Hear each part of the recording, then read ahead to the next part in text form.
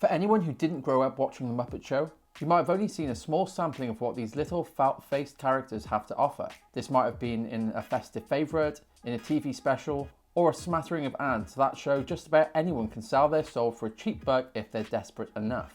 But it wasn't always like this. As of today, The Muppet Show from the 70s has landed on Disney+, so be prepared to find these characters using cutting-edge comedy, utterly zany sketches, and most importantly, a version of Kermit that doesn't suck. This is Kermit as he's supposed to be, with his creator performing him, the one and only Jim Henson. So buckle up as we celebrate this launch. I'm Stephen from Unmissable Movies, and here are 7 facts about The Muppet Show you didn't know. Probably.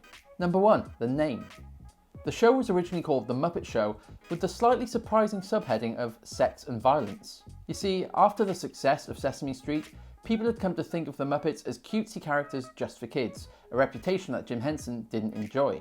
So this new pilot was all about launching the Muppets as characters that could be enjoyed by adults. The first episode even had a somewhat surprising line where Kermit promises a starlet a job on kids' TV, i.e. Sesame Street. This episode won't be on Disney+, but you can guarantee there'd be a big fat trigger warning if it did. Number 2, the laugh track. While sitcoms, variety shows and specials of the 70s era were usually filmed with a live studio audience, The Muppet Show wasn't. And frankly, it would have been a nightmare to watch. The amount of repositioning, overdubs and retakes wouldn't have made for good viewing. Probably why Avenue Q has performers on stage. So the studio insisted that a laugh track be added, something that creator Jim Henson hated. He said it didn't make the show funnier, and he even used his brilliant wry wit to poke fun at this, with Kermit ending one episode saying, "Thanks a lot, you've been a great laugh track." Number 3, that song. Down the years, the Muppets have had no shortage of incredible songs in their repertoire. Halfway Down the Stairs, It's Not Easy Being Green, The Rainbow Connection, and more recently, the Oscar-winning Man or Muppet. And yes, some aren't originals, but they always manage to make something new and exciting out of them.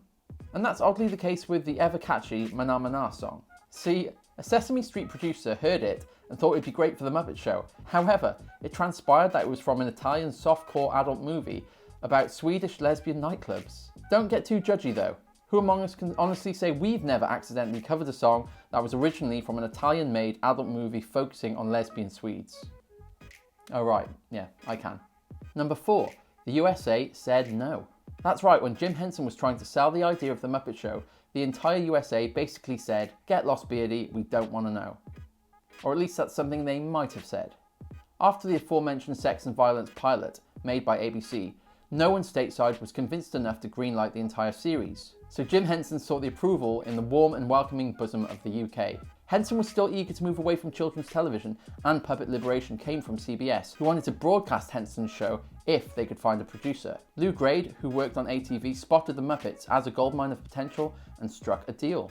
So the whole thing was produced in Elstree in England and aired on ITV in the UK and CBS in America. So this part of American pop culture probably would have died a death if it weren't for the UK. So you could say that makes up for... Actually, forget it. Number 5, Kermit wasn't always the host. It turns out the host for the pilot was actually orchestra conductor Nigel. Henson's biographer, Christopher Finch, bloody good biographer, noted in Jim Henson, The Works, that Nigel was totally lacking spunk and charisma. And you have to ask yourself, how many really successful Nigels have you ever heard of?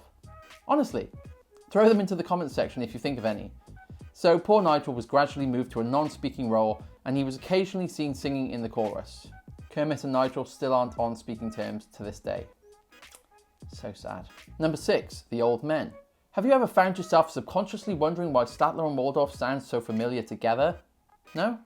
Me neither.